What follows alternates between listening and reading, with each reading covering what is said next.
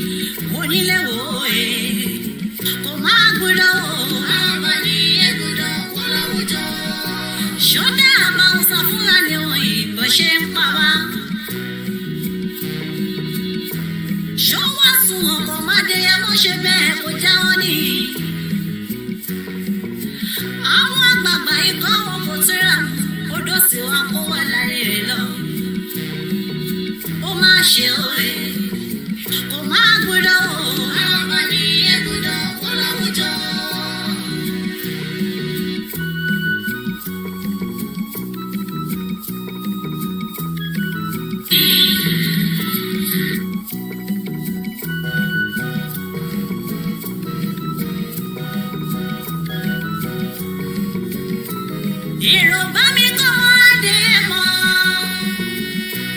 Èmi kí ọmọ ìyàn ilẹ̀ akíkanjú ọkùnrin ogun. Yoruba mi kọ́ mọ́ wọn ní ipò ọmọ rẹ̀.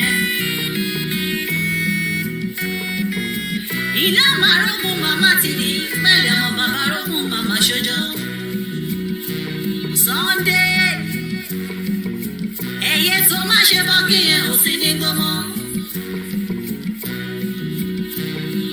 òrìṣà tí ó ṣe bọ́pọ̀ bàdé mọ́ ni ṣebí yẹn ò bọ́mọ lágbẹ̀dẹ.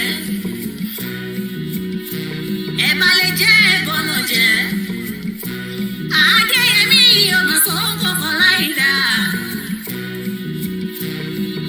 Kìkì orí tó máa kọ́ ni wípé Yorùbá nation ìnáwó ìbàkẹ́lẹ́ ẹ̀dá bí rẹ̀ ṣọmọ òye kò máa gbọ́dọ̀ wò kò máa gbọ́dọ̀ wò onílé wò òye.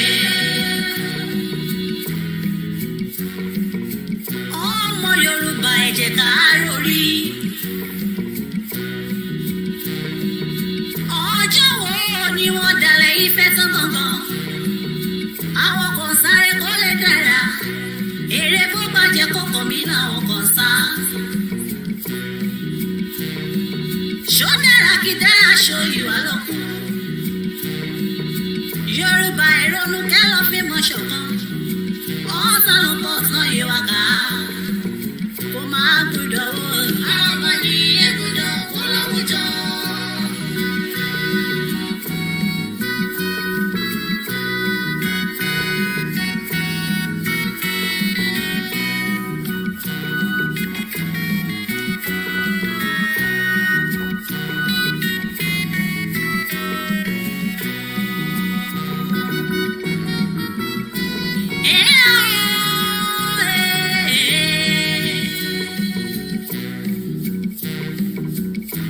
yà mí lẹ́nu omi nù ń kọ́ mi. ìdí táwọn àgbààgbà yìí tán kò fi lè sòdodo. ó ti sọ́wọ́n àjẹkẹ́ wá jọba. ìrànlọ́wọ́ àgbààgbà ìgbè dání jó kiri. ó mà ṣe òye ó máa gbúdọ̀ wọ̀. àwọn ọmọ ní ẹgbùdọ̀ wọ́n láwùjọ.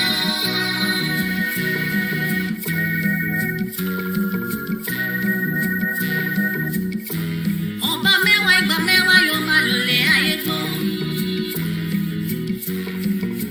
lọ́ba lọ́ba lóye lóye Yorùbá mo bẹ̀ yín ẹ̀ ṣayé ìṣiré.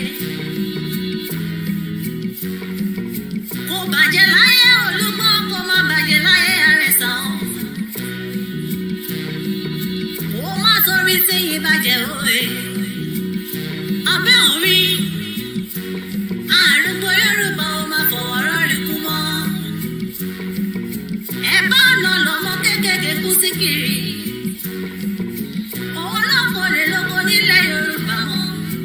kíjokíjo lọ́dọ̀ ló mọ ìwà sáré kiri.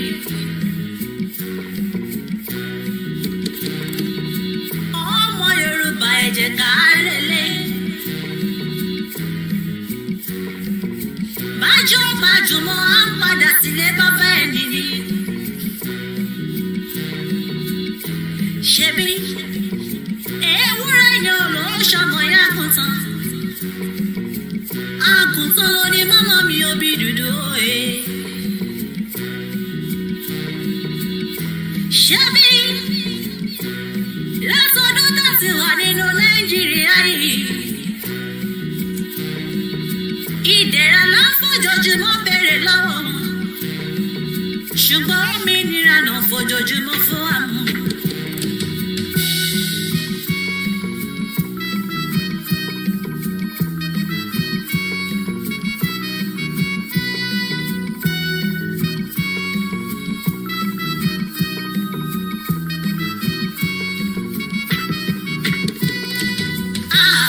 ó ṣe àsìkò tí tó ilé tó lọ òmìnira àlàfẹ́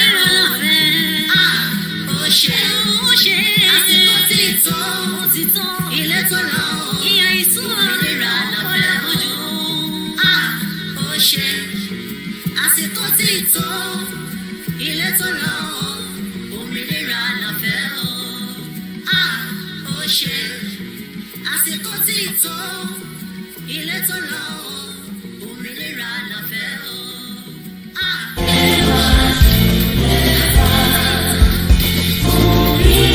Orílẹ̀-èdè wa.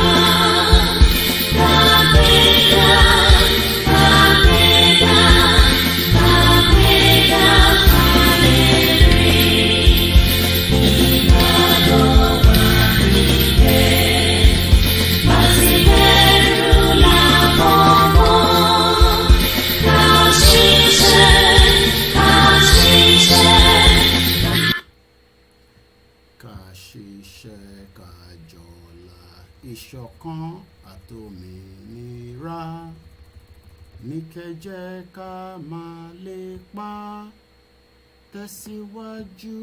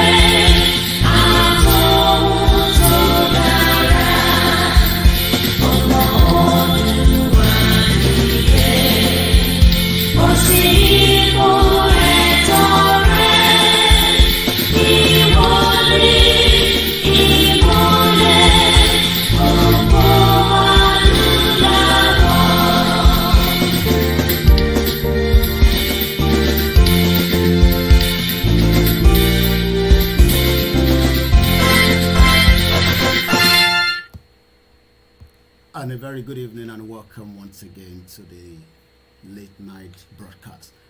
Moki Bugboa at exactly 2 minutes past 8 p.m. My name is Yomi Koikimedia. In Friday, the 2nd of December 2022.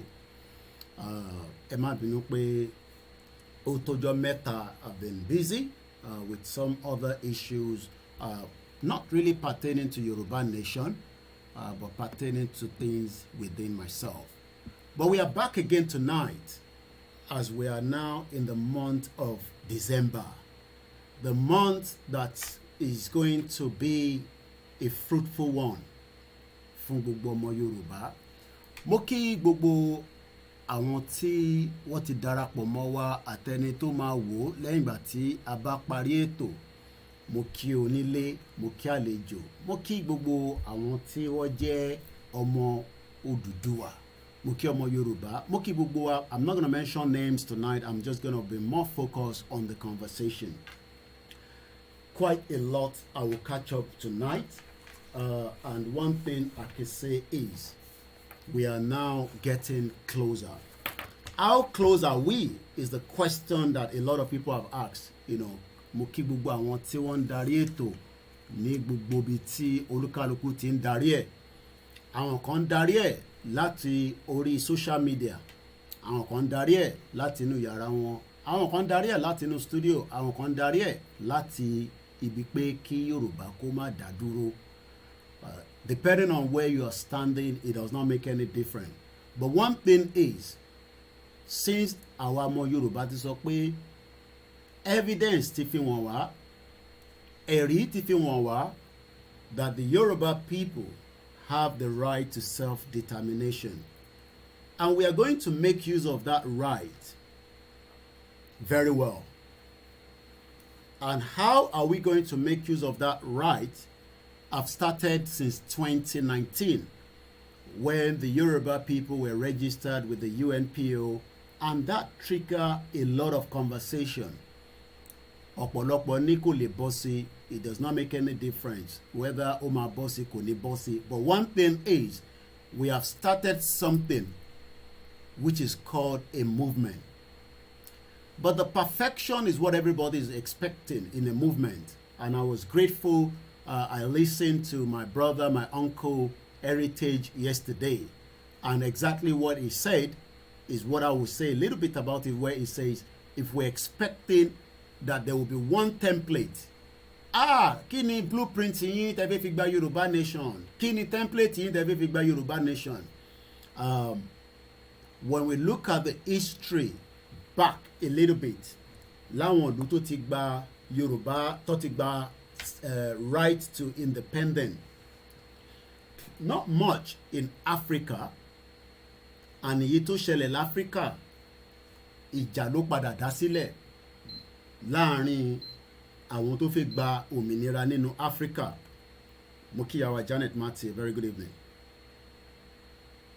And that indicates that tá bá sọ pé a ní template kan tá fẹ́ fi gba Yorùbá nation, a ní template, and there's nothing wrong in that.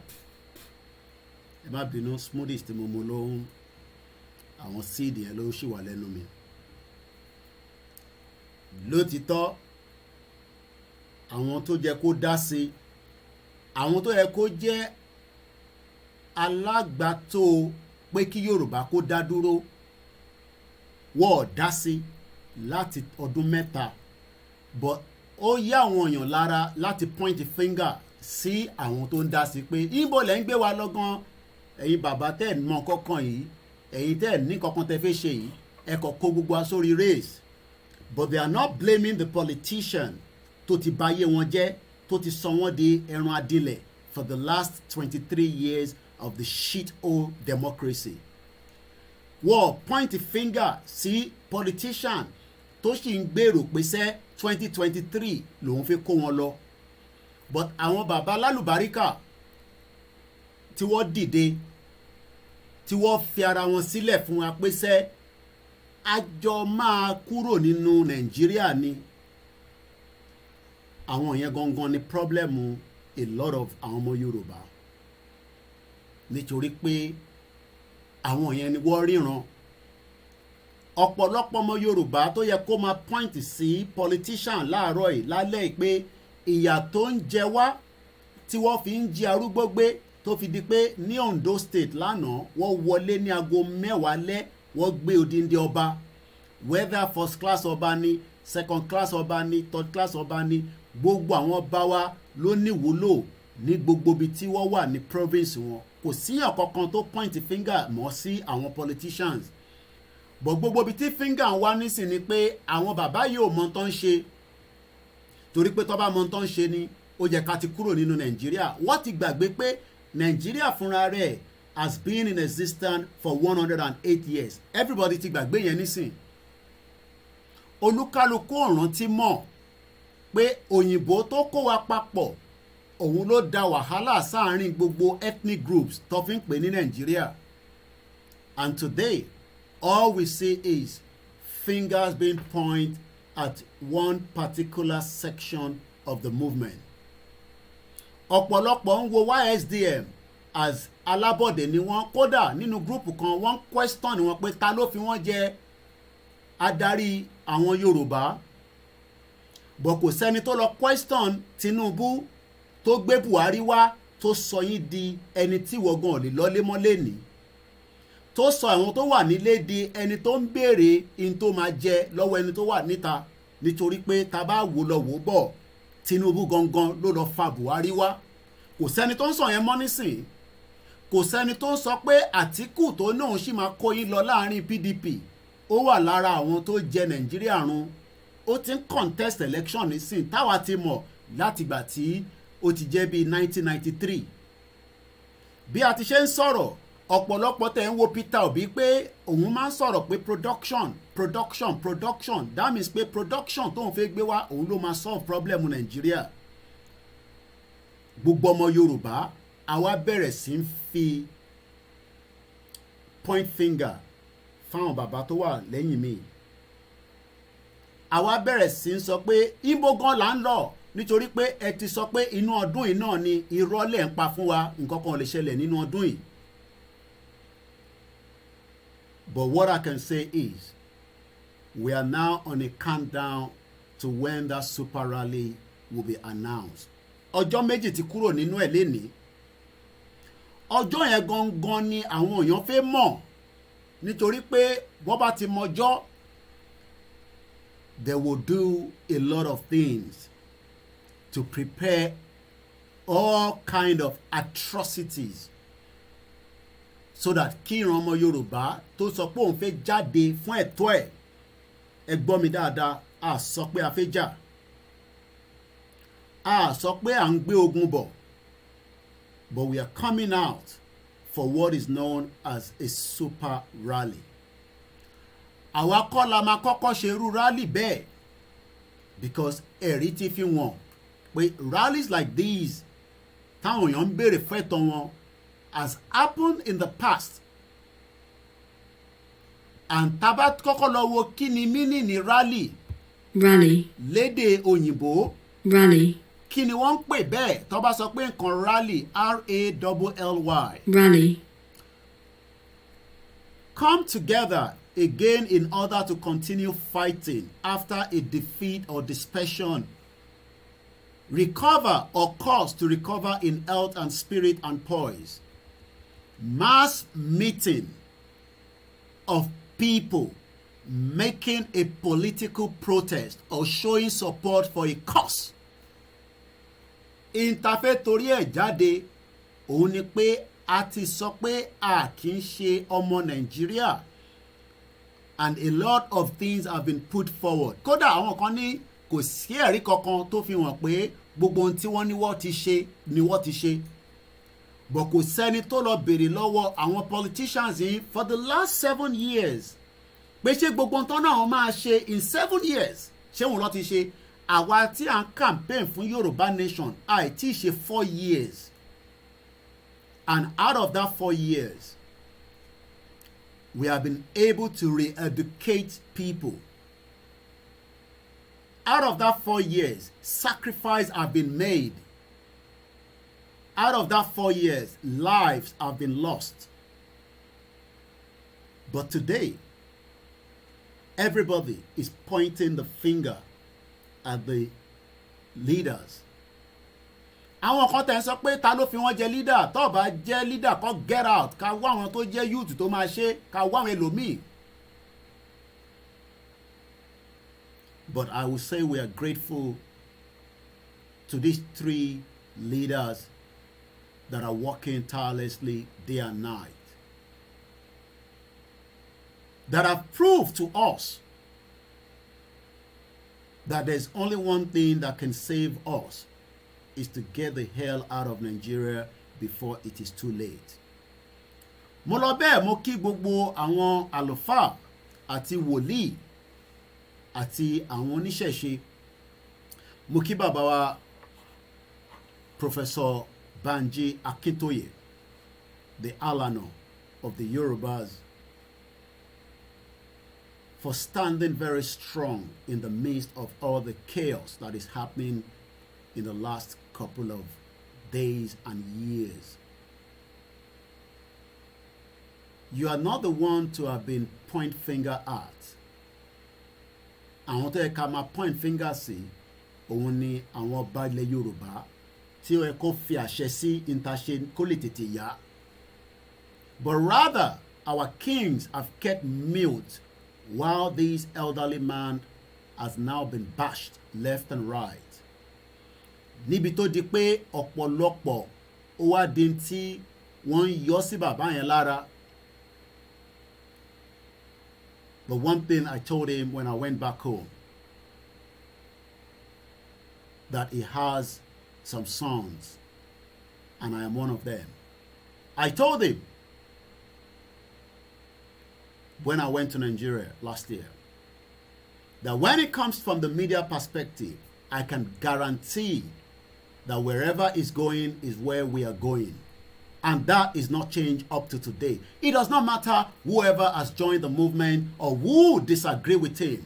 Ibi tí bàbá yẹn lọ ni koikimedia ń lọ. And that's the fact on record. Because I did not consult anybody when I joined the movement. But one thing is, I believe in Professor Banji Akintoye. And I stand with him just as we stood with him when I was in Nigeria with Chief Sunday IGBOHO. I cannot count how many times tí bàbá yẹn wá sí Soka ní Ìbàdàn láti wá rí bàbá wa Chief Sunday Adéyẹmọ IGBOHO kó tó di pé gbogbo wọn di èrò Benin Republic lénìí. And in all the gatherings tí bàbá yẹn wá àti tí a lọ rí wọn privately, I don't think bàbá yìí ever ever sideline me from not sitting down to hear all the conversation. So if you are still of the view today that koikimedia will fight Professor Banji Akintoye, you better take that away from your mind. I will stand with him and I will stay with him on the direction of where he's taking us to. Ọ̀pọ̀lọpọ̀ ní àní direction. Our politicians here never gave you direction for the last 7 years of the APC. And the 16 years of the PDP, none of the Yoruba politicians gave you direction. My name is Olayomi Koiki of Koikimedia. Mo jealous anybody. I have told Baba Akintoye this last year before we even start all these. Big but some of the things don't share leni is something that somebody like us have proved to him that in the midst of all the chaos, our media will stand with him. And that is why we will wait until when Baba Akintoye is going to declare Yoruba nation. And nothing can change my mind on that. I will wait because as far as he has said, he has not been consulted about the declaration on the 21st of November. And my stand is, I will wait until they announce the super rally and a declaration is going to be made. And that is where our media will work 24/7 to give him that backing, which I promised him last year. Ọ̀pọ̀lọpọ̀ sọ pé níbo ni mo dúró sí gan. Mo sọ fún yín pé the only person that witnessed when I was making my oath nígbà tí mò ń búra ní Soka ní Ilé Ìgbòho tó witness ẹ̀ òun ni Baba Akintoye. Nobody else among all the other leaders was there. The only person tó wà lórí ìjókòó nígbà tẹ́mi Ọláyọmí Kóìkì àti Ìgbòho àtàwọn tó kù tá a fi dárúkọ nígbà tá à ń búra, Baba Akintoye witnessed that. And that means I will wait officially. Even if it's going to be up to the last minute, I will stand with that. I had the privilege. Yesterday, I could not speak to Chief, but I sent him Happy New Month and he replied as usual. But I was able to speak to him briefly today, not a lot, less than 2-3 minutes. Problem. And he gave me his assurance again, without any doubt in his mind. If anybody is doubting themselves, please don't bring that doubt. Don't ever bring that doubt of pé ṣé a ṣì máa ṣe rally àbá ní ṣe rally. Èní ní ọjọ́ kejì oṣù kejìlá 2022. Mo dẹ̀ rò pé Yorùbá mi yẹn dáadáa, but for the English record, èní ní 2nd Friday 2022 at exactly 8:20 p.m. Mo láǹfààní láti tún béèrè lọ́wọ́ Dr. Olóyè Sunday Adéyẹmọ Ìgbòho aka Ìgbòho pé are we still coming out for the super rally? And he did not mix his word. Ó ní láṣẹ ti Elédùmarè inú oṣù iná ni. So gbogbo ọmọ Yorùbá tó ń bẹ nílé tó ń bẹ lóko ẹ gbọ́ mi dáadáa. Ẹ fetí sílẹ̀ pé kò ní sí super rally nínú oṣù 12th of the month of December. Ẹ tutù ẹ̀ dànù. Gbogbo ẹni tó bá ń sọ fún yín pé kò ní sí super rally, ẹ sọ fún wọn pé kó tutù ẹ̀ dànù.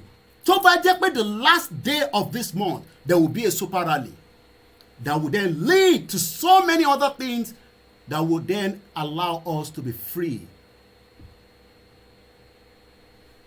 Ẹ farabalẹ̀. There are so many people speaking, but I am speaking from the point of Benin Republic now, from the information that was given to me tonight. A super rally will go ahead. And I, Olayomi Koiki of Koikimedia, will wait until that time, and the announcement of the date will be given to me and all the other media, and I will come out and give you the date. Chief Dr. Sunday Adeyemo, aka IGBOHO, and Baba Akintoye will give us the date, and nothing can change that date. Èmi ò kí ń ṣe ọmọ alẹ́ Yorùbá, ọmọkọ Yorùbá ni mí. And I will wait officially for that. If you do not want to wait, it is entirely up to you. Láti jáde prior to that and do whatever you want to do. Let's come back to the conversation. When we talk about the super rally, when we talk about the rallies, kí ni rally mean? Rally has been done around the world before. We will not be the first country where we have been stuck in Nigeria and then be told lies. Pé a kò máa gba Yorùbá nation without a push. I am not saying a fight now. Ẹ gbọ́ mi dáadáa. Because I know that there are some stupid, idiotic people out there. Èmi gangan lẹ́ ń dúró dè, because ẹ fẹ́ gbọ́ view mi gangan. Ẹ fẹ́ gbọ́ opinion mi. Ẹ fẹ́ mọ bí tí Koiki gangan lọ lórí ìrìn àjò yìí. Kódà èèyàn kan sọ bẹ́ẹ̀ sí mi ní Germany. Ó ní bo ni mo fi sí. Let me say this. Èmi kọ́ lẹ máa wind up. I have gone past that stage.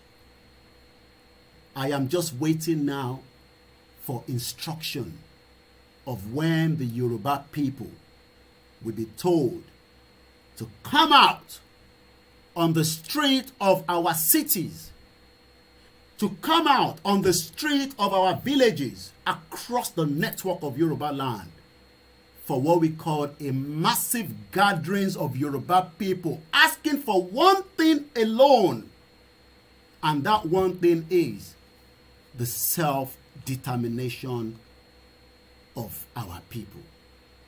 So if anybody is still out there thinking that whatever is happening is giving you a BP, is giving you a concern, there should not be any concern.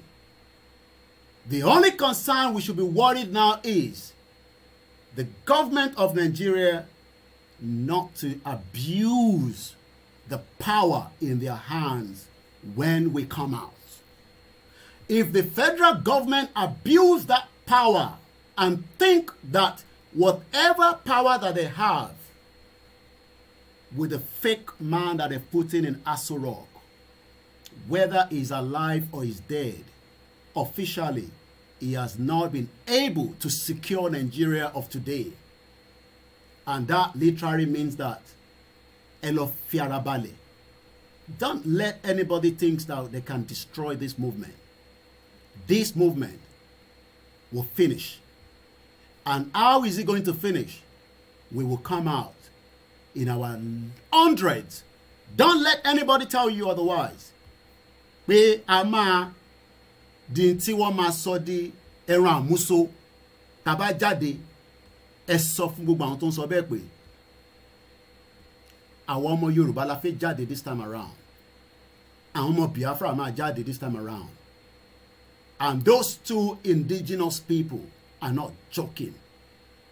I am not Pa Chief Ayo Adebanjo, the leader of the Yoruba Afenifere, that could not come out today and tell us officially that the restructure that they've asked for is still where they stand. Rather, they're telling us that there was still what I call the unity of Nigeria. And everybody knows officially that there's nothing called the unity of Nigeria.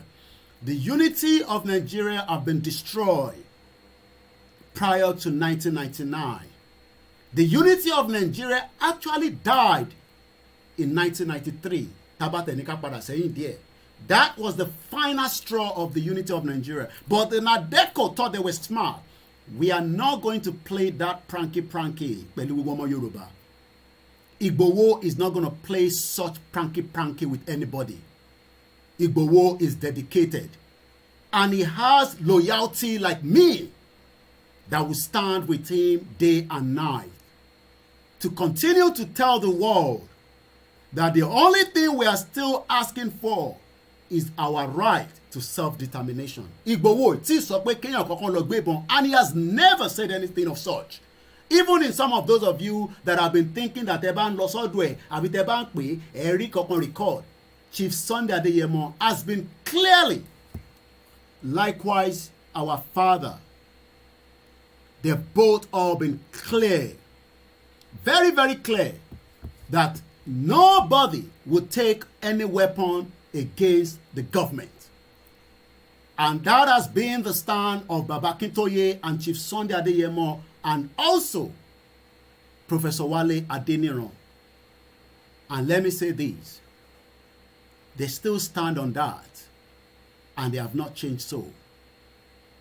And those of you asking for the template of the Yoruba nation, the only template is we will declare ourselves out of Nigeria. Nobody's going to stop that. And that will be the final straw of Nigeria. But before we go to that stage, we will announce when that date is given. In this month of December 2022, 2 days is now been removed out of those days. I can tell you, I have an idea when it will be announced, even though they've not given me a date. But I have an idea. I will keep that to myself. And gbogbo ẹ̀yin tí ẹ wá ń point finger fún Professor Banji Akintoye tẹ́ ń sọ pé kò ní balls láti announce this month, you would all be shocked. Bá ti ṣe sọ tẹ́lẹ̀ kò ń ṣe gbogbo yàn ló máa bá wa débẹ̀, but àwa ń bẹ Elédùmarè pé kẹ́ witness ìjọ yẹn. I am not talking about those that are supporting Yoruba nation and they are having a doubt mind. I am talking about our kings. Gbogbo ẹ̀yin ọba ilẹ̀ Yorùbá tí ẹ fi fún bàbá yẹn ní support tó fẹ́ ní this time around. Tí ẹ ń fi support yín sí àwọn olóṣèlú, àwọn ò ní fẹnu wá fi sọ̀rọ̀ òdì sí yín.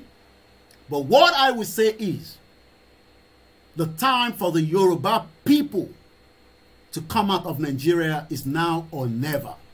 Nobody can stop it. Nobody can stop the Yoruba people from making their clear intention to having their own nation. Not even America government, not the UK government, not the Western power, not the EU, not the African nation or the African Union. The Yoruba people have now made that determination to self-determination, which is their right. And we will make use of that right properly. And we have done so from all our campaign. The next straw of the campaign will be very, very beautiful. And that will give us what we have actually been asking for. So if you are still of that view, pé Baba Akintoye ò ní template láti fi kó wa jáde, template wo ni àwọn olóṣèlú fún yín láti 7 years? All we can say is, Nigeria is a big elephant. But one thing is, that big elephant that will be killed properly by some people. Kò ń ṣe gbogbo èèyàn ló máa mú ọ̀bẹ tó máa pa elephant yẹn. Àwọn tí ọ̀bẹ elephant yẹn wà lọ́wọ́ ẹ̀, Benin Republic ló wà, and they will get my full support any day, anytime. Whether you agree with me or not is entirely up to you. And I am waiting patiently for them to come back to me and give me that in green light to announce the date. And as I've said to those of us at home, ẹ fọkàn yín balẹ̀, ẹ má jẹ́ kí gbogbo oríṣiríṣi tẹ́ ń gbọ́ kó máa kó ìrẹ̀wẹ̀sì sí yín lára. Even if it's just 1,000 of us, we will come out on the street of Yoruba land. We will hold the ground for as many days as possible until the United Nations would understand that we are not joking. Until the EU will understand that we are not joking. Until the African Union will know that we are not joking. All I will say is the time for the self-determination to move into the next phase is this month, December. And I say welcome to the program. This is Koikimedia, bringing the world closer to your doorstep. And today is the 2nd of December, 2022. Nobody can stop the Yoruba Nation movement. I'm going to talk about a country, just to move a little bit away from that slowly. I welcome us once again. Let's enjoy this. I come back.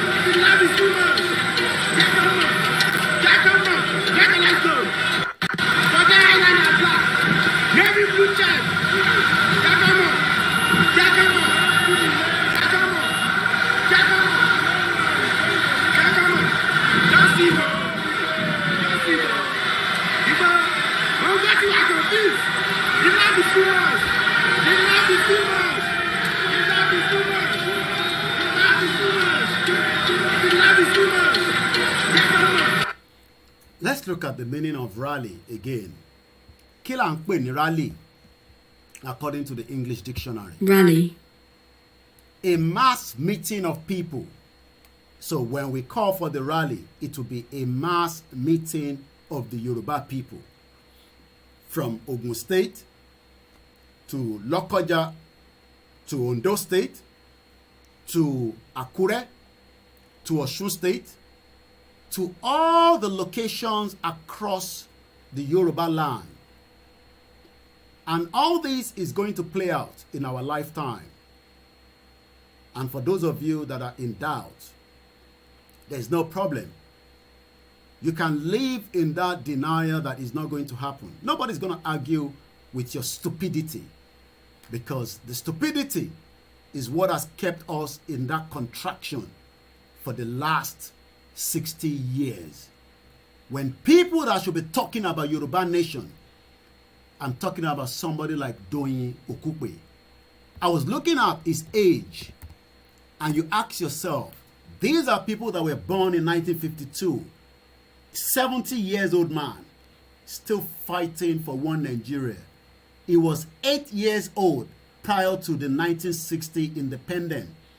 Tabate add another 4 years to that. He will probably be around 12 years old. So that means he enjoyed the western region of our father, the late Chief Obafemi Awolowo. But all these Yorubas, men and women, are all running their minds for Nigeria today. There are so many of them, but I just picked on him because I was having a conversation with somebody around this man.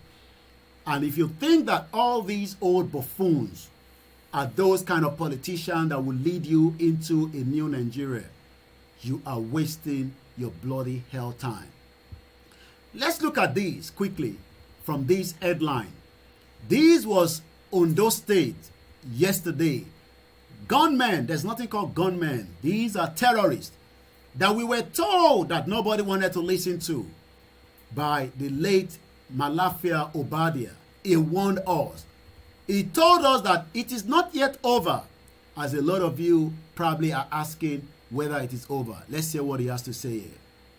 Which is it for you, Dr. Badai? Do you think the government is unwilling or unable to protect the people of Southern Kaduna? In fact, it is not only unable, it is unwilling, and we have good reason to feel that they are part and parcel of the killers. Let me make some revelations to you. That's a very big. It might be a big allegation, but today we have witnessed a failed government that could not even protect you. It has been a failure of the APC government. So that alone is our right to say we don't want to be part of Nigeria. The failure of the economy that has crumbled on the Yoruba people. The failure of the system that is no longer working. Moto Alori live program.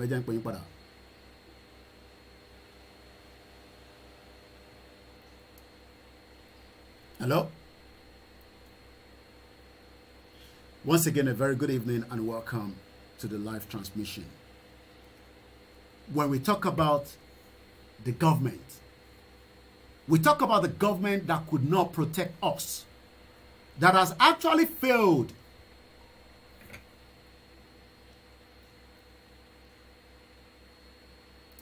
Mo Alori life, yeah?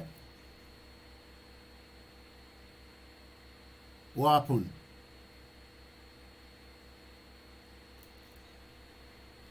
Once again, Emma Bino Mukibubwa Amoduani Nibikibiti Etin Bomiti Etin Womi. I'm going to take a short break and I'll come back in a few minutes.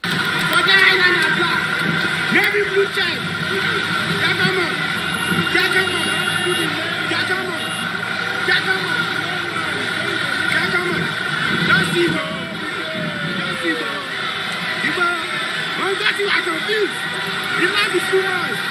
The love is too much. The love is too much. The love is too much. The love is too much. Let's go. For the island are black. Navy blue check.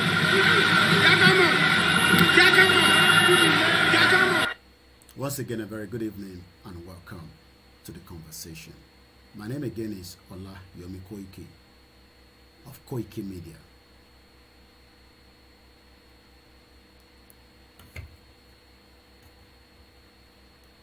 Ìran ọmọ Yorùbá máa bọ́ nínú ibi tó kó wa sí. And it's going to be a collective one. Even if we are 1,000 people, when Benin Republic, from our leaders on the ground, gave us the go-ahead to come out, we will roll out as quickly as possible, as tactical as we can, even if we are not going to be perfect when we roll out. Gbogbo wa máa jáde ní gbogbo ìgbèríko gbogbo nǹkan tó ń dùn wá lọ́kàn a máa kó jáde síta láti sọ fún àgbáyé pé enough is enough, and we are not going to be part of a country where the government has failed us, where the government have not been able to protect us, where the government is not even worried whether our kings that we love so much, we love our kings, but our kings don't love themselves. And that is why they've allowed themselves to be used in a shit old country called Nigeria today. I don't see anywhere that IGBOHO have said, Kolo attack the palace Oba. But we are seeing hoodlums attacking the king's palace. We are seeing the governors removing our kings. Gbogbo tí Bàbá Akíntóyè ń sọ nìyẹn fáwọn ọba wa. Gbogbo tí IGBOHO ń sọ fáwọn ọba wa nìyẹn pé ẹ má jẹ́ káwọn politician olóṣèlú máa darí yín anyhow. And that is why we are saying to all our kings, it is not too late to come on board and join the Yoruba people that are clamoring for the right to self-determination. Kò tí late ẹ̀yin ọba wa. Ẹ pé àwọn bàbá wa tó wà ní Benin Republic. Ẹ bá wọn sọ̀rọ̀. Ẹ bá wọn sọ gbogbo ohun tó yẹ kẹ́ bá wọn sọ. Nítorí pé ọ̀rọ̀ tó wà nílẹ̀ yìí bó ti ṣe kàn àwa náà ló kàn ẹ̀yin. Kò kúkú ń ṣe torí tèmi pé mo fẹ́ lọ jọba nílẹ̀ Yorùbá ni mo ṣe ń sọ pé ká gba Yorùbá nation. Kò ń ṣe pé torí pé mo fẹ́ di nǹkan kan nínú bẹ̀. Even if I have any mind to have a successful country. I have the right to establish, make money out of that, just as I have done in UK for the last 24 years of my life. I have sacrificed for this country. I have paid the dues. So if I pay my dues now to have a business run in Yoruba land, to have a country where I am respected and I will not be intimidated, I don't think it is too much. But look at it, where our kings are now being invaded, just as we were told by the late Dr. Malafia Obadia. He told us that interfere is something that is very, very dangerous. And some thought that maybe it is not dangerous. Let's hear from him again. Which is it for you, Dr. Badaya? Do you think the government is unwilling or unable to protect the people of Southern Kaduna? In fact, it is not only unable, it is unwilling, and we have good reason to feel that they are part and parcel of the killers. Let me make some revelations to you. That's a very big allegation, Dr. Obadiah. The government is part and parcel of the killers. That's big. Yes. Okay. How would the government just say, oh, it is revenge killing and so on? Then you leave it there. Oh, because it is revenge killing and so on and so forth. The body language of this administration. The body language of the Buhari's government, the body language of the APC government is one reason why the Yoruba are saying we would exit Nigeria and it will be done in our lifetime.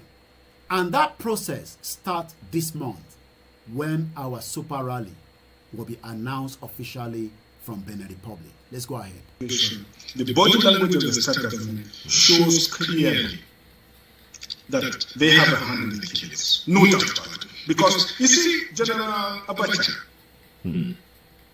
and people don't give him his due. Do you think that tolerated such nonsense? And let me make some revelations, because some of us also have our own intelligence networks. Okay.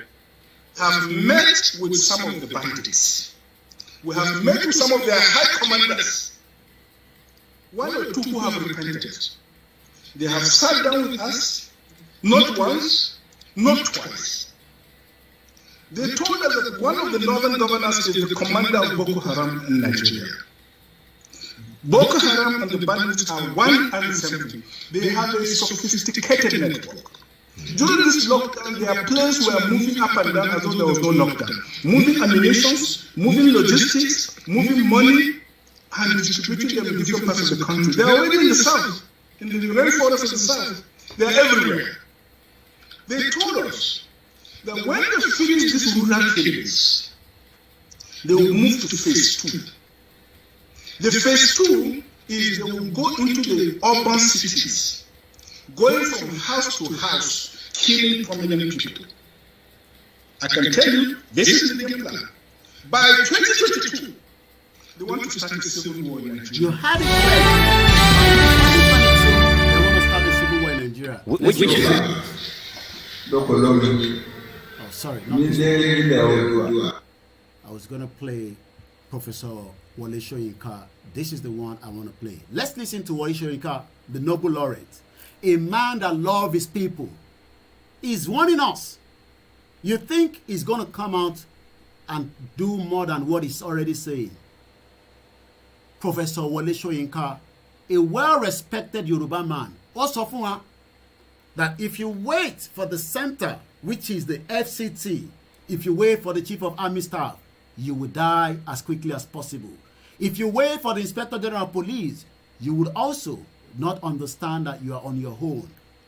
The Yorubas go and start getting ready when we will be giving the bell, the date, this month. 2 days is already out of it. I have an idea, like I said, when that date is officially going to be announced. But I will wait for them to finally give it to us. We will announce that date. The world would not come down. Even if it's 1,000 of us, we will show them that we are not joking. Mo kí gbogbo ẹ̀yin tẹ́ bẹ ní ìlú Èkó, ẹ lọ máa múra sílẹ̀ fún ìgbáradì super rally. lẹ́ǹkan sí i mo níṣẹ́ mo kí gbogbo ẹ̀yin tẹ́ ń bẹ ní ìlú Èkó ẹ lọ máa múra sílẹ̀ fún super rally ọjọ́ méjì ti kúrò nínú ẹ̀ lénìí inú oṣù tá wà náà ni bí bàbá wa Ìgbòho ṣe sọ fún mi a máa rẹ́rìn ayọ̀ náà ni ẹ má jẹ́ kí mídíà kankan kó sọ anything otherwise gbogbo ń tó bá gbọ́ diluted ni ntí bá sì ń sọ fún yín direct láti Benin Republic látẹnu bàbá wa Dr. Olóyè Sunday Igboho látẹnu bàbá wa Professor Banji Akintoye látẹnu bàbá wa Professor Wálé Adéníran pé oṣù December yóò ní lọ kí ọmọ Yorùbá kó má jáde láti ṣe kíni kò ń ṣèjáde pé a fẹ́ bájọba jà ìjáde pé a fẹ́ fi ẹ̀dùn ọkàn wa hàn pé a ní ẹ̀tọ́ láti dá dúró gẹ́gẹ́ bí orílẹ̀-èdè pọ̀ káàkiri tá a bá lọ wo ìlú kan tó ń pè ní San Marino ó wà ní Europe gbogbo population wọn ní alẹ́ yìí according to World Bank is 34,000 euro ni wọ́n ná èdè tí wọ́n ń sọ ní San Marino òun náà ní Italian wọ́n sọ èdè English bí àwọn òyìnbó lè ṣe kó wa jọ tó wá ní ká máa sọ English èdè wọn ni wọ́n ń sọ tabatuwa lọ wo San Marino spelled SANMARINO GDP wọn is 1.5 billion US dollars tẹ́ bá lọ wo passport wọn number 20 ní àgbáyé ó lọ sí 171 countries. Lagos State, go and prepare for this month when the super rally will be announced. Ogun State, go and prepare for this month, December 2022, when officially a super rally will be announced. Oyo State, ẹ lọ máa múra sílẹ̀ fún super rally. Ọ̀ṣun State, ẹ lọ máa múra sílẹ̀ fún super rally nínú oṣù December yìí náà ni. Ekiti State, ẹ lọ máa múra sílẹ̀ fún super rally nínú oṣù yìí náà ni. Ondo State, ẹ lọ máa múra sílẹ̀ fún super rally nínú oṣù yìí náà ni. Kogi State, ẹ lọ máa múra sílẹ̀ fún super rally fún oṣù yìí náà ni. Kwara State, ẹ̀yin náà gbẹ̀yìn ẹ lọ máa gbáradì sílẹ̀ fún super rally.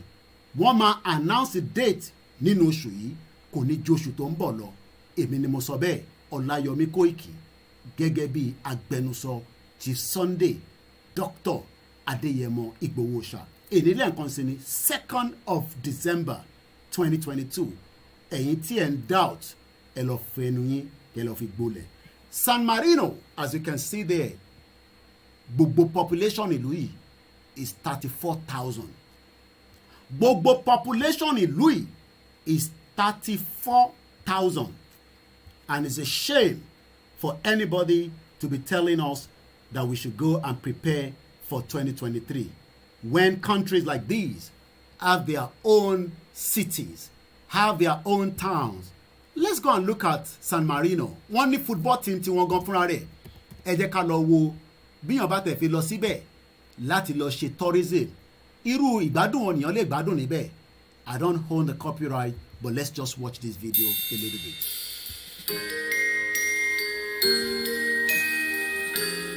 The Republic of San Marino lies in central Italy, less than an hour's drive from the warm sands of the Adriatic coast. With an area of just over 40 square miles, this country is Europe's third smallest. After This Vatican... country is Europe's first smallest. Òun ló kéré jù ní Europe. Ìwọ ọmọ Yorùbá má jẹ́ kó sọ fún ẹ pé 2023 òun ló máa jẹ́ kí ilé ayé ẹ̀ dá. A nídìí láti pọ̀ nínú Nàìjíríà òṣì, Nàìjíríà ìkà, Nàìjíríà mùjẹ̀mùjẹ̀, Nàìjíríà tí ẹ̀ ń para yín torí pé ẹ fẹ́ lówó lọ́wọ́, Nàìjíríà tẹ́ ẹ̀ ń gbẹ̀mí èèyàn láì wo ẹ̀mí yẹn pé Elédùmarè kan ló dá. Thank you so much before I miss that super chat and that is coming from Ola Odua. Thanks for standing strong. Some people, because they are part influencer for Yoruba Nation, think it is right to ridicule the struggle. Some of you have put for years. Some may say no template, acting to know we must continue. Ẹ má dáhùn ní jágbajàgba tó máa ń sọ pé template wo ni APC gbé fún yín nísìn láti 8 years tó ń darí ayé yín nílùú òṣì jágbajàgba yẹn. San Marino 34,000 ní ó gbọ́ mi dáadáa. Spelling is SANMARINO Marino, the smallest in Europe. Wọ́n ní stadium tiwọn, wọ́n ní football team tiwọn, wọ́n ní passport tiwọn, wọ́n ní economy tiwọn. Ẹ jẹ́ ká jọ gbádùn àwòrán yìí lẹ́ẹ̀kan sí. City and Monaco. Rising dramatically from the Republic's rolling hills and farmlands is Mount Titano. It was here that the country's founder, Saint Marinos, sought refuge from religious persecution in the 3rd century.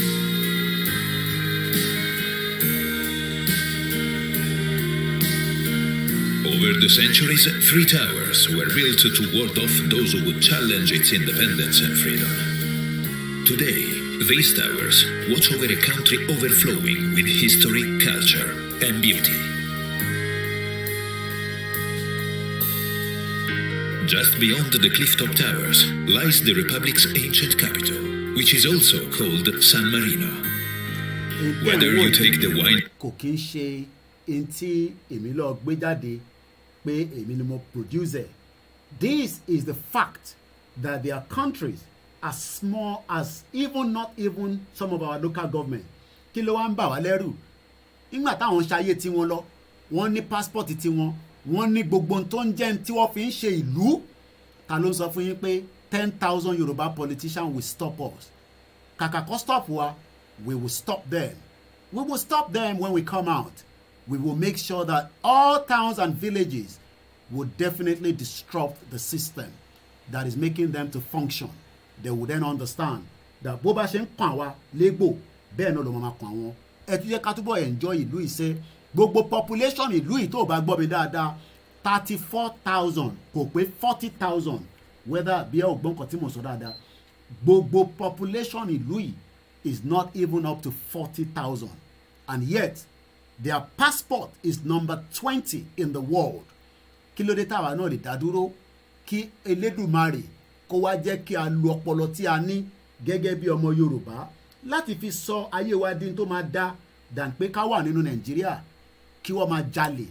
Ẹ lọ sí Voice of Nigeria lénìí gbogbo tó wà níbẹ̀ pátá ló ti strip down. Ojoojúmọ́ evidence wà níwájú mi ni wọ́n ń gbé àwọn gold jáde nínú Nàìjíríà òṣìyìn yẹn and I have all the proof. Atọ́jú ẹ̀ pamọ́ ni gbogbo ẹ̀yin ọba à ń sọ fún yín pé ẹ darapọ̀ mọ́ Yorùbá. Gold tí wọ́n send sí mi ní last week is worth $4 million ní gbogbo ibi tí wọ́n ń gbé lọ ní Switzerland tó ṣe ń gbé káàkiri nìyẹn. Ẹ̀yin ọmọ Yorùbá à ń sọ fún yín ẹ tẹ̀lé ìran ọmọ Yorùbá nísìn kí gbogbo wa lè kúrò níbẹ̀. Èmi ò bá àwọn ọmọ ẹgbẹ́ APC jà àgbà PDP jà àgbà Labour Party jà but nígbà tá a bá jáde tí ẹ bá kọjú sí wa àkọjú síra wa. Indian Drive or ride the cable car, once at the top, you'll find yourself in another time, another state of mind. San Marino City's historic center has received World Heritage status. They've even received a World Heritage status. I don't think some of you understand that. Tó bá pè nǹkan ní World Heritage. Let me quickly give you, what it means by that. Tó bá pè nǹkan ní World Heritage. Let me go and give you the meaning of that. World Heritage, according to what we know. Let me go and look at these from Mumbo. Nothing is free. Let's look at World Heritage. UNESCO World Heritage. Now, sori àwọn bí tí mo fẹ́ fi wọ̀nyí o lè má gbọ́rí látijọ́ tí o ti ń wo program mo sọ fún ẹ pé ibi tó ti máa kọ́gbọ́n lélẹ̀ sori gbogbo ohun tí wọ́n ní ní gbogbo àwọn ìlú ẹ tó ń rò pé kò jẹ́ nǹkankan tá bá package ẹ̀ dáadáa tá present ẹ̀ fàgbáyé it will become World Heritage and that is why we are different from all the Bolekaja media that is also presenting themselves in this struggle tí wọ́n ń darí yín tó máa sọ eléni tí wọ́n nílé dúró lórí a yẹn tó máa sọ bí lọ́la tó ń da gbogbo ọmọ Yorùbá tó ń dà yín láàmú tí wọ́n fi máa kó bá gbogbo ìrìn àjò yìí pẹ̀lú àwọn Bolekaja brown envelope tó wà nílé àtàwọn different bloggers ẹ fọkàn yín balẹ̀ oṣù yìí a máa pẹ̀yìn ẹ̀ adìyẹ máa yí nínú oṣù yìí náà ni kí ló ń pè ní World Heritage let me first give you when they call something World Heritage. Once again, a very good evening and welcome to the transmission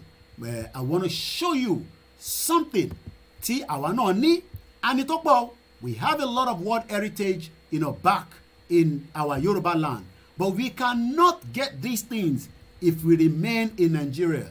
And I wanted to just get a link here and go back one step again. Once again, you are watching a live transmission, and this is koikimedia, standing shoulder to shoulder with the people in Benin Republic. Does not mean I disagree with all our other leaders, but instruction we get from me, from Benin Republic, and when I get those instructions will be circulated to every one of us when the time comes for the Super Rally.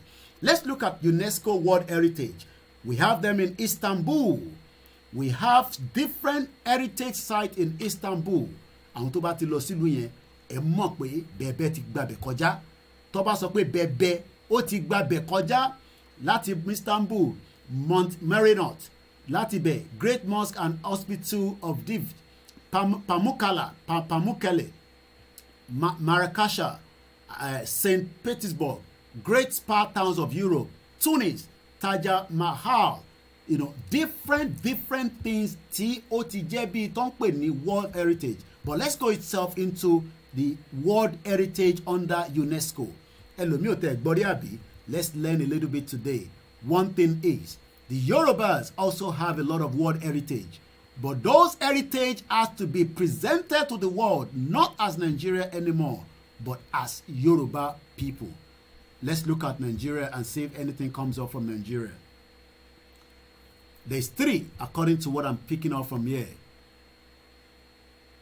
Suku cultural landscape, Ọ̀ṣun Òṣogbo.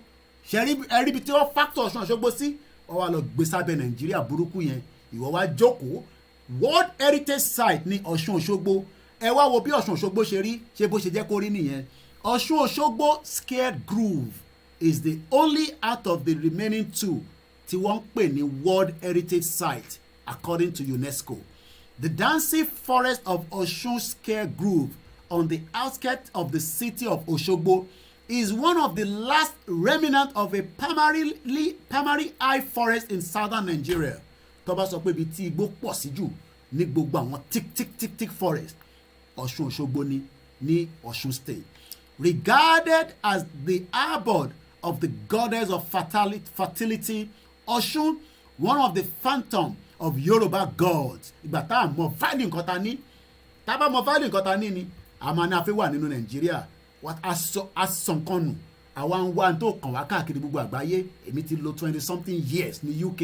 Gbogbo tí mo ní tí Elédùmarè fún mi, mo dá sí UK. A fi ń invest ní UK. A fi ń ṣe gbogbo náà ṣe ní UK. Whereas we have so many people that doesn't even understand that living abroad is not anything more than a second slavery, just as they did to us with our great-great-grandfather. They actually put this on in 2005, according to what we have here. But the Scare Groove, which is now seen as a symbol of identity. Ẹgbọ́n kan tó sọ níbẹ̀ yẹn, ẹ̀yin tí ẹ̀ ń sọ pé àmọ́ tá à ń ṣe ẹ̀ ní template ẹ̀ kàn ń kó wa káàkiri àmọ́ ẹ̀ bàbá yẹn sọ̀rọ̀ lẹ́ni ó ń sọ̀rọ̀ lọ́la. Like I said, the only person that I gave my words as well was when I went to Nigeria. And I told him our media will be there shoulder to shoulder with him. Identity for all the Yoruba people. But my identity wa, we are now scared. We are running helter and skelter when we are the one people that the world is actually waiting for. How do we activate all this now? Is to synchronize all the remaining energy so that tó bá pè síta pé ká jáde, tó bá jẹ́ àwa 1,000 la bá jáde ní gbogbo ilẹ̀ Yorùbá, 1,000 yẹn gbọ́dọ̀ milẹ̀. Mo kí gbogbo ẹ̀yin Àgbẹ̀kọ̀yà, mo kí farmers hunters, mo kí gbogbo ọlọ́dẹ tó ń bẹ nílẹ̀ Yorùbá. A máa lo aago tá a máa fi jáde, ẹ lọ máa múra sílẹ̀. Mo kí gbogbo ẹ̀yin ọmọ wa tẹ́ wà nílé, bí ṣe ń kí ẹ̀yin obìnrin akíkanjú obìnrin ń bẹ. Tipẹ́tipẹ́ lẹ ti ń bẹ, ẹ múra sílẹ̀, ẹ sọ fún gbogbo ọmọ Yorùbá pé kò sí tó máa yí padà. Ọdún yìí náà ni a máa jáde fún Super Rally, and all the other information will be given according to when they will be given to us. Àmọ́ tá à ń ṣe, ẹ ti wà lórí ìrìn àjò yìí ti pẹ́. You have been in Nigeria for 62 years of the independence. Kí ló mú jáde níbẹ̀? So the remaining part tó kù nísìn, let us remain calm. Let us remain patient. Let us remain until when we are told to move, just as I've been telling some of you behind the scene. Baba Koiki ó ti rẹwà. It is not the time to get tired. This is the time to buckle up and wait for those instructions. Those instructions will lead to so many things, and those so many things is not something that will be for the social media consumption. Let's go back into this. Wọ́n sọ fún wa nínú bíbá UNESCO, ṣé UNESCO wa náà wọ́n mọ̀ pé Yorùbá ni wá pẹ̀lú identity wa. So tá bá jáde síta gbogbo èèyàn ọmọ Yorùbá tẹ̀ ń sọ pé máa pa yín, nonsense and jagbajantis nìyẹn. Nobody is going to kill anybody, because under the UNESCO is also got this identity that says, and I quote, the scale groove in Ọ̀ṣun Òṣogbo ló ń sọ̀rọ̀ ẹ̀, which is now seen as a symbol. Wọ́n rí gẹ́gẹ́ bí àwòrán identity for all the Yoruba people. Wọ́n ṣe sọ pé identity for the Nigerian people. Idiot all over the place, telling you that we don't know what we are doing, telling you that we don't have a template. Template ẹni dà látijọ́ tí wọ́n ti ṣe template yìí náà kọ́ ni Dóyin Òkúpè lò láti ìgbà tí wọ́n ti bí òun wọ́n ti bí nísìn. He was actually born in 1952, March 22nd. 70 years old man is still trying to tell you to go and vote for Peter Obi, knowing fully well that Peter Obi is another agent of the Western world. And yet, 70 years old, ó ti ṣe government, ó ti ṣe politics, is well learned, is well educated. Ibi tó ti rí education yẹn under Baba Awólọ́wọ̀ ni, but ǹjọ́ fún gbogbo àwọn ọmọ yín ní education mọ́ nísìn, àfi kọ́ máa pín kúlíkúlí àti ẹ̀pà, kọ́ máa fún yín ní 1,000 naira, kọ́ máa fún yín ní bread, ojú ọ̀tẹ̀ tí wá tì wọ́n, Sanwó-Olú ń pín condom láàrin Èkó. Let's go back again into the UNESCO. And these are the information that has been shielded, hidden away from us for a very long time, telling us that our identity is not recognized around the world, telling us that the UN doesn't know us. The world knows us more than us, but we have to come out on the street, and don't let anybody fool you that the Nigerian government will push their military out. Gbogbo àwọn tó ń ṣiṣẹ́ tó jọmọ Yorùbá pátá wọ́n ti mọ̀ pé tá bá ti jáde fún super rally, that is the time for them to start packing away from wherever they are in their location. Ibikíbi tó bá wà, move out of that location and return back to Southwest as quickly as possible. And if possible, take whatever you have with you and return back to Southwest, because you'll be needing that to defend your fatherland. Nigeria is not your fatherland as Yoruba man. Nigeria is not your fatherland as a Biafra man. Nigeria is not your fatherland as Arewa. Not even all the remaining 300 and something ethnic groups that the British government put together in 1914. It is time that every country has their own defense, even if the Kanuri are less than 500,000.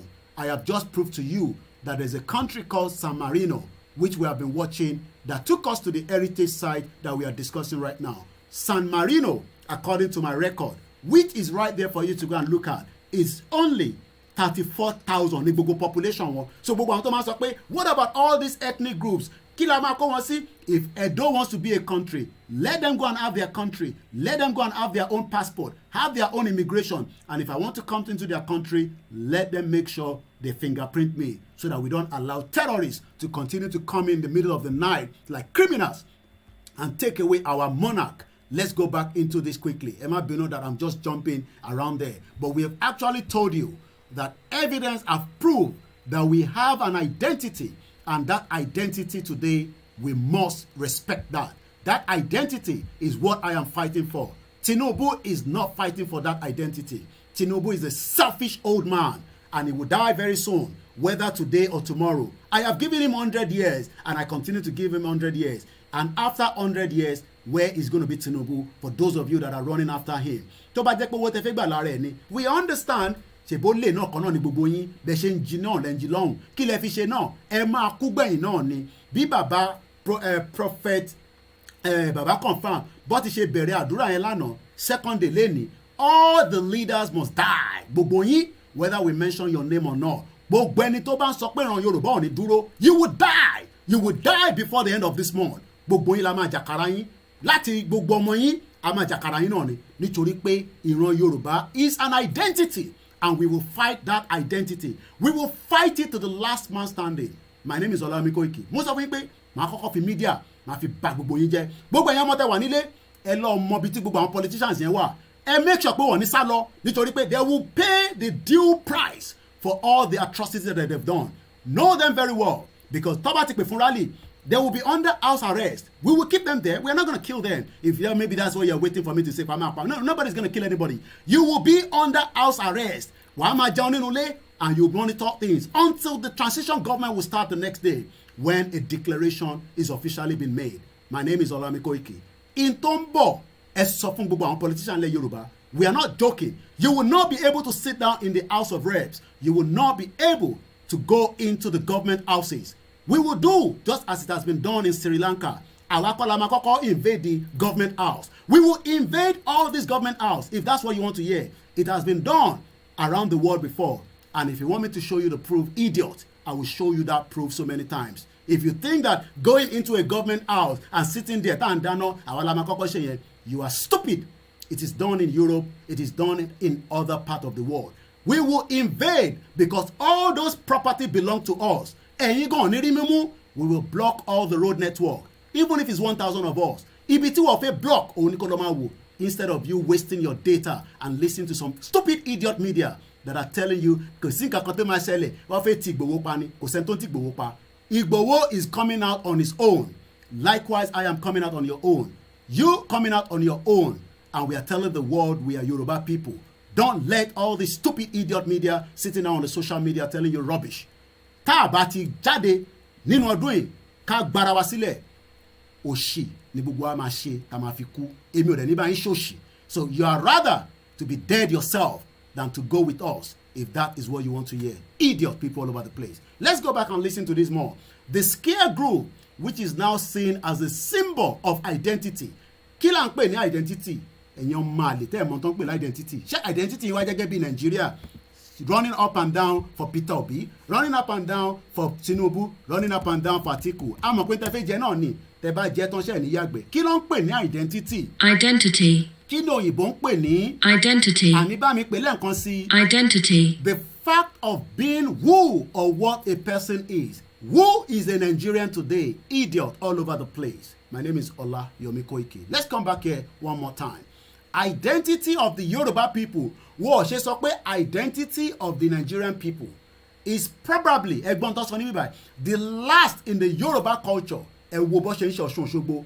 I have attended that through my media, not officially myself, and let's go and take you through Ọ̀ṣun Òṣogbo that we sent our team in the previous years and the previous years. You will cry and ask yourself, how did we get to where we are today, when we should be celebrating these? Bringing the world closer to your doorsteps.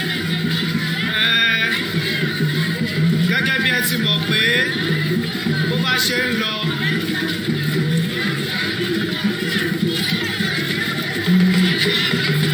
Today being the 13th of August 2021. This was last year Ọ̀ṣun Òṣogbo Omale. Koiki ló ń ṣe come back home. No, I am home already, promoting our culture. Idiot. Come back home. Ṣé ìwọ náà máa wálé ṣáṣọ ìyẹn kan tẹ̀ ń sọ yẹn nínú kan náà mídíà mo kọ̀ fìyẹn pamọ́ kí n má dárúkọ. Ṣé mi náà máa lọ́lé? Mo dẹ̀ sọ fún wọn pé láàrin gbogbo wa pátápátá àti Lady K yàtọ̀ sáwọn ọmọ Lúkà, Bàbá Èkìtì, Mass Burial, Saheed Ọmọbọ̀tá, Omeyo àti Alájà Ẹlẹ́hà, Bàbá Gbàgede mọ̀ àti gbogbo àwọn mídíà tó wà nílé. Tẹ́ni mídíà bá sọ fún mi pé kí n lọ sílé, èpè ni máa fún gbogbo yín. Ẹ̀yin náà lọ́lé. Kẹ́ lọ ṣe 3 weeks èèyàn máa lè kẹ́ máa sọ fún mi pé ṣé mi náà máa lọ́lé tó bá máa declare I don't have to be on the ground. If anywhere ni mo lè wà in the world, and I will communicate to you and you don't even have to know wherever I am. Koiki ṣé ń bọ̀ ṣé mi náà máa lọ́lé? Idiot. I was home for 6 months and every day koikimedia is all over the place. Olè ìtàn náà fáwọn ọmọ yẹn tó fi ń lọ ọ̀wọ̀ tó lọ tí wọ́n kọ̀ lọ bá wọn ṣe rally ẹ̀yẹn mọ ọjọ́ tó ti lọ. A day before lọ ti lọ ẹ mọ hotel tí mo fi wọ́n sí ẹ mọ transportation ẹ ní sóríire gbogbo ẹni tẹ́ bá sọ pé kí n máa bọ̀ nílé pé káwájọ declare Ògúnlákayé máa pa gbogbo yín ni. Mad people all over the place telling me tẹ́mi ń bọ̀ nílé Ògúnlákayé máa pa yín ni. Mad people ẹ ṣí èrè. Ẹ ti mọ̀ pé bí ó bá ṣe ń lọ òun ni a máa ń gbé fún yín ni a máa ń jẹ́ kí ẹ wò ni a máa ń broadcast ẹ̀ live. Mídíà mélòó ló ń promote culture wa? Mídíà mélòó ló ń gbé gbogbo rally tó ti ń ṣe látijọ́ tó ti ṣe rally? Mídíà mélòó kó jáde kó wá prove ẹ̀ fún yín? Púpọ̀ nu wọn kí ló ń ṣe òfin yín? Gbogbo gathering àwọn political party kan ló ń promote ló ń gbé sórí platform wọn. Ẹ ṣí èrè gbogbo yín. Odùduwà tòótọ́ ni àwa ṣe. Odùduwà tó tọ́ làwa ṣe. Odùduwà tó tọ́ because already wọ́n ti recognize kínní ẹ wá imagine pé ẹ mọ̀ pé bá a ṣe ń ṣò kínní ó ní ibi tó ń lọ lágbàáyé náà even if it's not well watched all over the world but it has been proved under the heritage site pé Ọ̀ṣun Òṣogbo tí wọ́n kà kún kankan. The world under UNESCO knows that it's part of the heritage site. Where we got there was because I was talking about San Marino. Meloni San Marino, see Osun State. Idiot people all over the place. Meloni Osun State, see Marino. Osun State population, according to what we checked the other time when I was looking at Osun State. Gbogbo population Osun State, not even the local government, see Osun Osogbo wà fún rẹ̀, is 4.7 million. And Marino, ìlú kékeré in Europe, is not even up to the local government tí Ọ̀ṣun Òṣogbo gangan wà fún rẹ̀. Idiot all over the place. Màá sọ pé ṣé èmi náà máa lọ́lé tó bá máa declare. I don't have to be on the ground. I can be anywhere in the world using my media to fight you. Here from UK. Stupid people all over the place. Let's go back and watch a little bit of what happened when our team traveled to Ọ̀ṣun Òṣogbo last year. Mo kí bàbá kékeré ẹ kú iṣẹ́ takuntakun. Mo kí gbogbo ẹ̀yin tẹ́ ń jẹ́ coordinator. Ẹ lọ máa prepare àdúgbò sádùúgbò, local government sí local government. We will seal all the local government. Tó bá ti pè fún rally, tó bá bí sójà dá kó jáde sí wa kó wá náà wà lẹ́gba. Tó bá ti tọmí gbóná sí wa lára, àwa náà máa ní right láti tọmí gbóná sí wọn lára kò jù bẹ́ẹ̀ lọ. Òun náà ni a wà báyìí fún Ọ̀ṣun Òṣogbo festival tí wọ́n máa ń ṣe ní ọdọọdún. Ibẹ̀ náà ni a wà yìí. Koikimedia is live here once again today being the 13th of August 2021. A tún ti wà ní bíbá yìí láti jẹ́ kẹ́ ẹ mọ bí wọ́n ti ṣe àṣà àti ìṣe ilẹ̀ Yorùbá. Nítorí. Òláṣọ ló máa gbára sílẹ̀. Òláṣọ Yorùbá nation ní fìlà ò ní flag kò mátà gbogbo tó bá ní nílé kókó jáde. Gbogbo ẹni tán bàbá bẹ́ẹ̀ bá nìkan nílé ẹ lọ máa tidy ẹ̀ up. Inú oṣù yìí náà ni ìjọ méjì ti kúrò nínú ẹ̀ kò ní kọjá oṣù yìí a máa rìnrìn ayọ̀ náà ni. Ìpè tí a bá gba ilẹ̀ wa tán ilẹ̀ Odùduwà Yorùbá nation àwọn àṣà yìí a ò ní rẹ̀ mọ́lẹ̀ ibẹ̀ náà ni a wà. Ṣé à ń gbọ́n tọ́mọ yẹn sọ? Ó ń promote àṣà on behalf of Koikimedia. Mo kí gbogbo àwọn ọmọ wa tó ń ṣiṣẹ́ takuntakun. Ẹ jọ̀ọ́ tí a bá rẹ̀ tó ní lára àwọn tó jẹ́ diaspora ẹ bá ní yàrá kan ní side Ìbàdàn ẹ jọ̀ọ́ ẹ kàn sí mi wà very very important tí ẹ lè fún wa tí a lè wà níbẹ̀ fún bí oṣù mẹ́ta fi oṣù mẹ́rin ní sanwó torí àlówó ta fẹ́ san ìjọ torí Ọlọ́run tá a bá rẹ̀ tó ní pé Koiki ó dárúkọ pé ó ní ìdìbì kan tó bá dẹ̀ jẹ́ pé flat náà ni ẹ jọ̀ọ́ ẹ kàn sí mi I won't say more than that ó wà very very urgent very very important. It has to be in Ibadan nowhere else apart from Ibadan. Ẹ kàn kàn sí mi lẹ́yìn pé Koiki agbọ́ lórí ètò pé onídìí ibì kan bí ẹ kàn tibẹ̀ pa ni èmi gangan mo fẹ́ lò èmi tí bá sọ pé èmi mo fẹ́ lò ó ti yé yín bẹ́ẹ̀ yẹn. Mr. Omoyele Sowore, as you can see them, they're just passing. So Sowore was even there last year. Okay, interesting. From here, please, if you're watching this broadcast, kindly share. Imagine if we can do this where it is beamed by the state governor. They're not interested in that. Kí ni kan governor pẹ̀lú Ọ̀ṣun Òṣogbo ibi tó ti máa kówó jẹ tí wọ́n transform ibẹ̀ yẹn, you know. But yet àwọn tó jẹ́ ará àdúgbò they are still making it, you know, going on, but not with the government. So you can go and watch this. I can share this again. Ó wà lórí Facebook, you know. If you want to watch it, I will share the link again. Let's come back now a little bit into the conversation. I will open the phone line in case you have something to say. You can disagree with me with my views. That is entirely up to you, and that is why it is called, you know, the social media era. And if I think that your views is something that I'm not interested in, I have the right láti gba yín sẹ́gbẹ̀ẹ́ kan. So kẹ́yìn náà lọ sọ yẹn lórí social media ti dọ̀dọ̀ tí yín. But since we are a media representing all media, I have not said that we disagree with all our medias. So what do you expect of us now? Now that this war is on our doorstep. Of course, there has got to be civil mobilization. Mobilization là ń ṣe nísìn. I'm mobilizing sílẹ̀. I don't have to be on the ground before I mobilize. I mobilize every day. And àwọn need owó. Need owó kí lẹ fẹ́ fi mobilize àwọn èèyàn. ojoojúmọ́ làwọn ọmọ wà ń lé nísìn tó ń béèrè kankan. You don't have to agree with me with my cousin. That's my own view, Mr. Peter Adebambo. Problem tèmi nìyẹn kò ṣe problem tèmi mi mò ń cause ṣẹ́yìn mò ń ṣáà cause yín. You don't have to agree with that. If we keep waiting for this to be centrally handled, ẹ̀hún dúró de central kó wá handle ẹ̀ pápá ṣé gèsì gbogbo wa lára. we're all going to become, if we're not already, slaves. We are all going to become, if we have not even become slaves.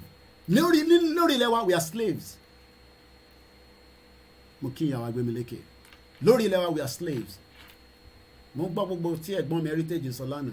Area, yeah, thank you so much. I mean, if I cause that's my own, prerogative. Mo dẹ̀ bọ́ ẹ̀ tẹ́ wà lórí platform. Àfi tó bá yẹ pé ọ̀dàlẹ̀ lẹ́yìn náà. Tẹ́ ń ṣe ìṣekúṣẹyẹ. Ẹni tí pé bá kàn ní kó lọ bá. Mo gbọ́ gbogbo tí ẹ̀gbọ́n mi heritage orin yẹn kọ́ gbé mi lọ́gbà tí calls bẹ̀rẹ̀ sí wọlé. Wọ́n sọ pé yẹn àwọn Yorùbá nation wọ̀ ní template òṣìwò lẹ́ni láti 62 years of Nigeria. Template tó fún wa kọ́ ni wọ́n ti dàrú. The template tó gbélé wa lọ́wọ́ ṣóun là ń lò nísìn. Template tá fi gba independence ṣóun là ń lò nísìn. Ìyẹn lẹ fẹ́ ká máa ṣe analysis lé lórí. Ẹ lọ bẹ̀rẹ̀ wo interview bàbá wa Fẹ́mi Falana, senior advocate of Nigeria. They just gonna be repeating the same nonsense. Wọ́n máa repeat the same thing. Wọ́n wà straightforward. Ibo la fẹ́ gbà jáde gangan wọ́n lè sọ. Knowing fully well that no ẹ fi pa àwọn Fúlàní ló hold wa ni Fúlàní kan ló hold wa àwọn politicians ló hold wa and we are gonna stop them. Oh, you were at home last year as well. Okay. Let's watch more of this. In our land. That for me is personally intolerable. It's not. That for me is totally intolerable. And it's the same thing. And though the federal kò wá solve a problem to one lay. Federal is solve problem to one lay. Àwa la máa solve it fúnra wa. And the way to solve it is what we have started with the movement. It's called a movement. Kò perfect. Àti sọ̀wọ́ nù, yes. Gbogbo owó ta dẹ̀ ti sọ pa ná. A dúpẹ́ lọ́wọ́ gbogbo ẹ̀yin tẹ̀ náà left and right. Ẹ máa jẹ́ kí ìrẹ̀wẹ̀sì kó sí yín lára pé ẹ ti gbọ́n kankan ṣé ìrìn àjò olódóró ó dúró tì. Bójá wa 1,000 a máa parí ìrìn àjò yìí. And we will work with the Biafra for those of you that are still having a headache with that. Because Biafra is going. And they are proved that they are going. Àwọn náà dẹ̀ àti proof pàfẹ́ lọ. Tẹ́lẹ̀ proof kankan. While the Biafra were shouting that they should go, we were abusing them. Go get out, especially when Nnamdi Kanu was cussing everybody with our leaders and everything. Unacceptable condition. And whatever it takes, I stand ready to contribute. Only whatever it takes, òun stand. Ǹjẹ́ wọ́n stand nísìn? Àbòsí ń dúró pé America kọ́ ló máa gbà sílẹ̀. America doesn't have that. Send message sí mi tó bá ní bẹ́ẹ̀ get in touch pẹ̀lú mi, especially it is very very urgent. Ẹ ṣé gan ni. Kò dẹ̀ ṣe ti anyway mo kí gbogbo ẹ̀yin tẹ́ wà lórí ètò. After this I'm gonna open the phone line. Tẹ́ bá ti ń pè studio number nìkan, tẹ́ bá ti mọ studio number, don't bother. Built in any way. So what do they expect of us now that this war is on our doorstep? Of course, it has got to be civil, mobilization.